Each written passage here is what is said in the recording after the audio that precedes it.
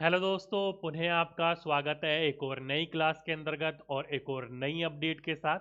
और ये जो अपडेट है दोस्तों वो थोड़ी सी परेशान करने वाली है और थोड़ी सी घबराने वाली है उन विद्यार्थियों के लिए या जो तो टीचर बन चुके हैं या फिर बनने की कगार पर है। और आने वाला बीपीएससी टीआरई 4.0 के अंतर्गत क्या क्या बदलाव हो सकते हैं इनके जरिए, उनके ऊपर हम लोग बात करेंगे। और ये जो पूरी की पूरी अपडेट है दोस्तों वो ऑफिशियल है। इससे पहले भी मैंने आप लोगों को इस चीज़ के बारे में बताया था, लेकिन उसमें कुछ चीज़ें पता नहीं चली थी, स्टे लग गया था। अब उसके ऊपर पूरी मोहर लग चुकी है। क्या है ये पूरी की पूरी जानकारी, आइए मैं आपको इस चीज़ के बारे में बताता हूँ। लेकिन पहले थोड़ी सी जानकारी आपको दे दूँ दोस्तों, किस चीज़ के बारे में। तो ये एक लेटर आप लोगों के सामने जारी हो चुका होगा, आप लोग देख चुके होंगे, जो कि 13 तारीख के दिन देखने को मिला था और आज सर्कुलेट देखने को मिल रहा है। ये क्या बोला गया इसमें? तो इसमें बोला गया कि विद्यालय अध्यापक TRE 1 के अंतर्गत सभी प्रमाण पत्रों की जांच एवं सत्यापन के संबंध में ये बोला गया है। यानी कि TRE 1 के अंतर्गत जितने विद्यार्थी सेलेक्ट हुए थे उनका डीवी दोबारा से, उनकी काउंसलिंग दोबारा से यहाँ पर बात करी जा रही है। और इसको मिलाकर कुल 4 बार री-काउंसलिंग देखने को मिली है TRE 1 वाले विद्यार्थियों की। और थोड़ा सा घबराने वाली ये बात है कि TRE 1 वाले विद्यार्थियों की री-काउंसलिंग हो रही है, दोबारा डीवी हो रही है, दोबारा दस्तावेज का सत्यापन हो रहा है। तो इसके अंतर्गत दोस्तों किसी को भी नहीं छोड़ा गया, सबको बोला गया है। मेन घबराने वाली बात दोस्तों यहाँ पर क्या है, वो है दोस्तों ये सीटेट परीक्षा के अंतर्गत, एसटीईटी परीक्षा के अंतर्गत या बीटेट परीक्षा के अंतर्गत जो आपका अंक पत्र है और प्रवेश पत्र की जो मूल प्रति है उसकी बात यहां पर करी गई है। पहले तो मुझे यार ये बताइए कि पहली ये तो ठीक है, सीटेट एसटेट बीटेट की अंक पत्र तो मिल जाएगा, लेकिन भाई इनका प्रवेश पत्र कौन रखता है यार? एडमिट कार्ड कौन रखता है? मान लो मैंने सीटेट दिया था सन 2016 के अंतर्गत, 16 के बाद जो मेरा एडमिट कार्ड है वो कहाँ है कहाँ नहीं है किसको क्या पता। ठीक है, एडमिट कार्ड से क्या मतलब हो सकता है? हाल फिलहाल में एग्जाम लिया हो तब तो समझ में भी आता है कि ये ठीक है, लेकिन भाई ये बात घबराने वाली है। बाकी सारी की सारी चीज़ें आप लोगों को मिल जाएगी, आय, जाति या फिर आवासीय या फिर कोई भी फिजिकल हैंडीकैप्ट है वो, एजुकेशन सर्टिफिकेट्स है वो, STT है सर्टिफिकेट्स है, मार्कशीट है वो सब मिल जाएगा। लेकिन यार प्रवेश पत्र कौन ध्यान रखता है? अब फॉर एग्जाम्पल के रूप में मैंने अभी अभी डीवी करवाया है TRE 3 के अंतर्गत, उसके अंतर्गत भी दोस्तों प्रवेश परीक्षा पत्र मांगा गया था। अब वो प्रवेश परीक्षा पत्र, पहली बात तो मुझे समझ में नहीं आता कि तुम्हें इतना भी मतलब वो नहीं है कि कौन एग्जाम ले रहा है, कौन दे रहा है, कौन नहीं दे रहा है, कैसे मतलब एडमिट कार्ड से कैसे पता चलेगा? और कौन लंबे समय तक एडमिट कार्ड संभाल के रखता है यार? ये बताओ ना मुझे। BPSC 1 का विद्यार्थी मुझे नहीं लगता उसके पास एडमिट कार्ड अब होगा उसका। ठीक है, अब सीटेट तो किसी ने 2011 में दिया था, किसी ने 2012 में दिया था, उसका सिलेक्शन BPSC 1 के अंतर्गत हुआ है, तो उसके पास कहाँ से आएगा एडमिट कार्ड? तो ये घबराने वाली बात है भी और नहीं भी, क्योंकि इसका कुछ ना कुछ तोड़ आगे जाकर निकल ही जाता है, बस धक्के खाने पड़ते हैं।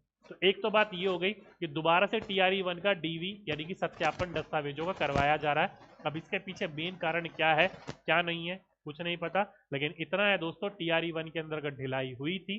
अगर वो सही से सत्यापन करते तो आज ये नौबत नहीं आती कि 3-4 बार उनका डॉक्यूमेंट को चेक किया जाए। ठीक है, कहाँ कहाँ क्या क्या हो रहा है देख सकते हो, अलग अलग कक्षा 1 से 5, 9 से 10, 11 से 12, सब कक्षाओं को ले रखा है, किसी को भी नहीं छोड़ा गया। तो पहली खबर तो ये कि भाई दोबारा से डीवी हो रहा है, लेकिन TRE 1 वाले विद्यार्थियों का, TRE 3 वालों का तो चल ही रहा है। ठीक, पहली खबर तो ये जो कि आप लोगों को पता चल गया कि आपको अब क्या क्या डॉक्यूमेंट संभाल के रखने चाहिए। दूसरी खबर है दोस्तों ये एक लेटर आप लोगों के सामने आ रहा है और आप लोगों ने इस चीज़ को देखा होगा, पढ़ा होगा, समझा होगा। ये लेटर जो है दोस्तों, ये कब का लेटर है? तो ये भी 13 तारीख का लेटर है, अगर आप देखना चाहो तो देख सकते हो। और सर्कुलेट हो रहा है, जो कि एक नंबर दिया हुआ है, और स्वाति गुप्ता और उसके साथ साथ में राज्य सरकार और अन्य माननीय उच्च न्यायालय द्वारा जो दिनांक 28/1/2025 के अंतर्गत पारित निर्देश था, आप वहां पर न्यायाधीश था, उसके संबंध में ये बात करी गई। अब ये बात क्या है दोस्तों? तो देखो दोस्तों, यहाँ पर एक मेमो नंबर दे रखा है, मेमो नंबर 1341। अगर आप इस मेमो नंबर को पढ़ोगे तो आपको पता होगा, 2 दिन पहले मैंने आपको ये पूरी की पूरी मेमो दिखाई थी।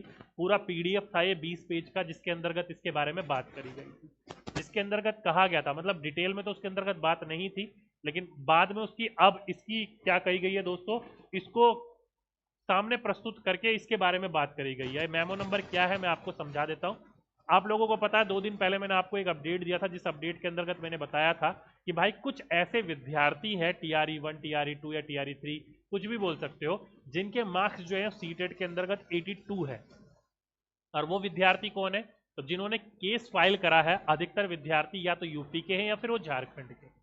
उन्होंने ये कोर्ट के अंतर्गत, उनके वकीलों ने कोर्ट के अंतर्गत ये साबित कर दिया था कि भाई जब नोटिस आया था उस नोटिस में कहीं पर भी ये नहीं लिखा था कि ये जो छूट दी जा रही है 5% की, वो बिहार की महिलाओं को दी जा रही है। वहां पर ये लिखा हुआ था केवल महिलाओं को छूट दी जा रही है ये, ठीक है। और पटना हाई कोर्ट ने ये बात भी देखी कि ये जो महिलाएं हैं वो केवल एक, उनको बोला गया एक लॉट में रखा गया है। उनको ये नहीं बोला गया है कि बिहार की महिलाएं अलग है और अन्य राज्यों की महिलाएं अलग है। पटना हाई कोर्ट ने ये कहा कि महिलाएं तो महिलाएं हैं, रिलैक्सेशन मिलेगा तो सभी को मिलेगा, ठीक है। वहां पर ये मेमो नंबर 131 की भी बात करी गई थी, लेकिन बात इतनी ज्यादा नहीं बढ़ी जितनी अब बढ़ गई है। ये क्या है मेमो नंबर, मैं वो भी उसके बारे में भी बात करूंगा अभी आप लोगों, ठीक है। ये सरदर्द बन चुका है। सरदर्द कहने का मतलब है सामने चीजें प्रस्तुत कर रहा है ये। तो उसके अनुसार कुछ महिलाओं को पता करा गया जिनके 82 नंबर थे और जिन्होंने जॉब ले ली थी, तो उनको या तो एक पत्र जारी करा गया कि आप क्वालिफाई नहीं हो इसके अंदर नौकरी लगने के बाद, और कई जो शिक्षक है उनको निकाल भी दिया था सरकार ने। तो उन्होंने वो केस करा, केस वो जीत भी गई। हाई कोर्ट ने ये निर्णय भी दे दिया कि ये जितने भी विद्यार्थी हैं इनको इनकी जॉब वापस दी जाए और जितनी भी सैलरी है इनको फुल सैलरी दी जाए। 2 दिन पहले मैंने आपको बताया था, आप लोगों को इस चीज के बारे में पता होगा, ठीक है।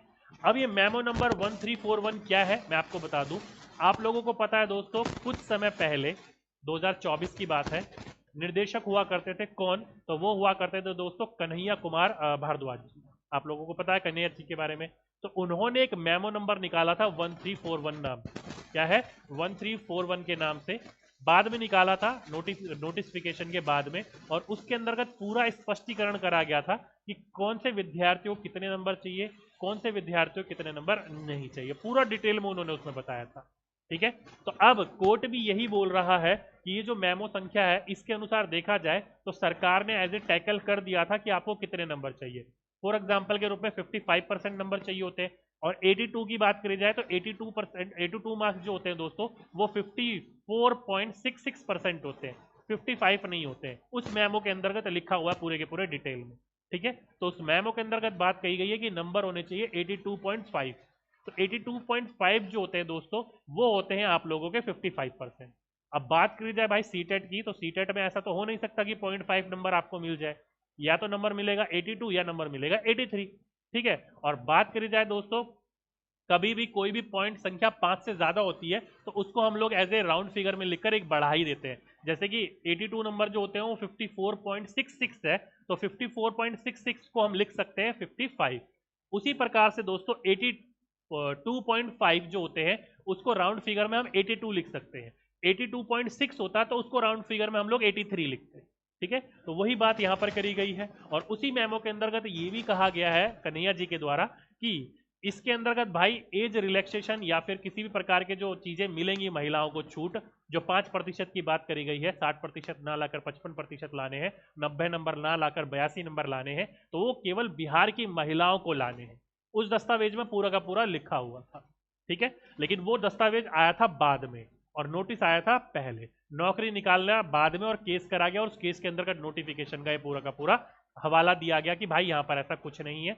बात कोर्ट ने मानी भी और आगे जाकर ये जब चीजें आगे बनी और आगे गई उच्च न्यायालय के अंतर्गत और भी चीजें निकल कर आई, तो उसके अंतर्गत कहा गया भाई मेमो नंबर 20 के अंतर्गत तो ये सारी चीजें दी हुई हैं।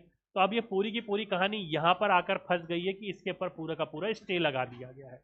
क्या लगा दिया है, स्टे लगा दिया गया है। तो आने वाले समय के अंतर्गत ही पता चलेगा आप लोगों को कि भाई इनको रखा जाएगा या नहीं रखा जाएगा। और दूसरी बात, कोई भी विद्यार्थी अगर फंस रहा है सीटेट में, खासकर फीमेल कैंडिडेट से मैं बात करूंगा, अगर आप अदर स्टेट से हो, क्या मैंने बात करी दोस्तों डियर, अगर आप अदर स्टेट से हो तो मैं तो आपको यही बोलूंगा कि आपके 90 मार्क्स होने चाहिए। यदि आप ये कोर्ट के और मेंटली प्रेशर के ऊपर नहीं झेलना चाहोगे। क्योंकि दोस्तों इस स्टे लगने की वजह से अब जो टीआरई 3 होगा ना, इस टीआरई 3 के अंतर्गत भी वो महिलाएं जो बिहार की हैं और जो बिहार की बाहर की हैं, जिनके नंबर 82 या फिर इसी के आसपास होंगे, वो पूरी की पूरी फंस जाएंगी। क्योंकि जब तक इसके ऊपर निर्णय नहीं आएगा, जब तक कोई चीजें सामने सिद्ध नहीं हो पाएंगी। तो वो स्टे लग गया है आने वाली वैकेंसीज के अंतर्गत भी, जिनके 82। बाकी विद्यार्थियों को कोई घबराने की जरूरत नहीं है। जो बिहार की महिलाएं हैं, बिहार की महिला को भी घबराने की जरूरत नहीं है, उनको रिलैक्सेशन मिल रहा है 82। लेकिन दिक्कत यही है कि उनको रोक दिया जाएगा। अब रुकेगा तो मेंटली प्रेशर तो आएगा ही आएगा। तो इसलिए अगर आप आगे समय पर फंसना नहीं चाहते हो तो सीटेट में आपके 90 मार्क्स होने चाहिए। ये बात आप लोग अपनी कमर कस लीजिए। और कोई भी विद्यार्थी जो 82 मार्क्स पर है, ध्यान रखिएगा 82 मार्क्स मेल भी आ जाता है इसके अंतर्गत, ओबीसी वाला। ठीक है, तो ये जो होता है दोस्तों सीटेट पास मानता है।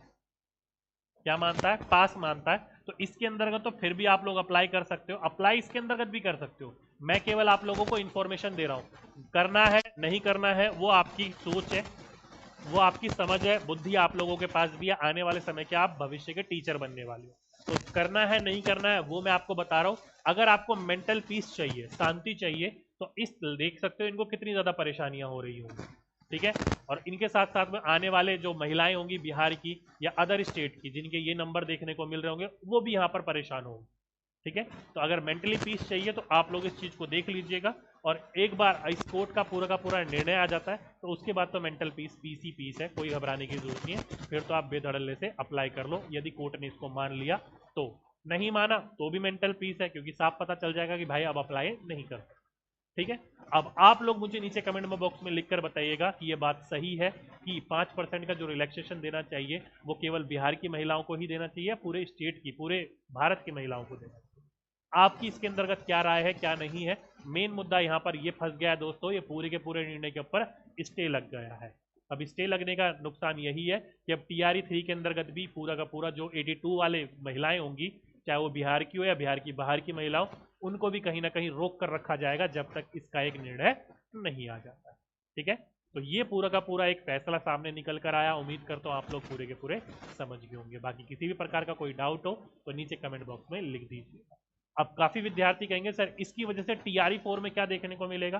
तो इसकी वजह से दोस्तों टीआरई 4 के अंतर्गत चेंजेस देखने को मिलेगा। क्या चेंज देखने को मिलेगा? यदि कोर्ट ने मान लिया कि भाई पूरे के पूरे भारत की महिलाएं जो होती हैं वो 5% का रिलैक्सेशन ले सकती है, तो वहां पर क्राइटेरिया चेंज हो जाएगा एलिजिबिलिटी का। जो कि कहा जा रहा था केवल बिहार की महिलाओं को मिलेगा, अब पूरे के पूरे भारत की महिलाओं को मिलेगा। एलिजिबिलिटी वहां पर चेंज हो जाएगी। यदि नहीं तो केवल बिहार की महिलाओं को छूट मिलेगा और बाहर की महिलाओं को नहीं मिलेगा। 82 वाला तो बात पता चला ही जाएगी। ठीक है, अब ये जो मेमो संख्या नंबर है ना 1341, इसके अंतर्गत एक केस और था दोस्तों, एक हैंडीकैप्ड विद्यार्थी का। आप लोगों को पता है जो डिसेबल विद्यार्थी होते हैं उनको भी छूट दी जाती है। तो उस विद्यार्थी ने भी यहाँ पर भी केस करा था, और वहां पर कोर्ट ने तो ये माना भाई कि फिजिकल हैंडीकैप तो हैंडीकैप्ड है ना, चाहे वो बिहार का हो चाहे बिहार के बाहर का हो, उसको तो छूट मिलनी ही चाहिए। तो उसका केस एकदम सॉल्ड आउट है, उनको छूट मिलेगी। अब मानकर चलिए ये बिहार की महिलाओं और बाहर की महिलाओं की बात हो रही है, हैंडीकैप्ड विद्यार्थी का यहाँ पर क्या रोल है? हैंडीकैप्ड विद्यार्थी चाहे वो बिहार का हो चाहे बिहार के बाहर का हो, भाई शरीर से तो वो अपंग है ही ना, फिजिकल हैंडीकैप तो है ही ना वो, तो उसको तो छूट मिलनी चाहिए। और कोर्ट ने भी इस चीज को माना और कहा ये फिजिकल हैंडीकैप को तो छूट मिलनी चाहिए, जिसकी नौकरी चली गई थी। अब उसको वहां पर बात क्लियर हो गई है, महिलाओं की बात फंस गई है। तो इसलिए दोस्तों अब एलिजिबिलिटी क्राइटेरिया के अंतर्गत आपको टीआरई 4 के अंतर्गत कुछ चेंजेस देखने को मिल सकते हैं, लेकिन वो समय ही बताएगा, समय के अनुसार आप लोगों को देखना पड़ेगा सारी चीजें। ठीक, चलिए तो अभी के लिए आज के लिए बस इतना ही। आपसे फिर मुलाकात होगी एक नेक्स्ट वीडियो में, जब तक के लिए सभी विद्यार्थियों को धन्यवाद।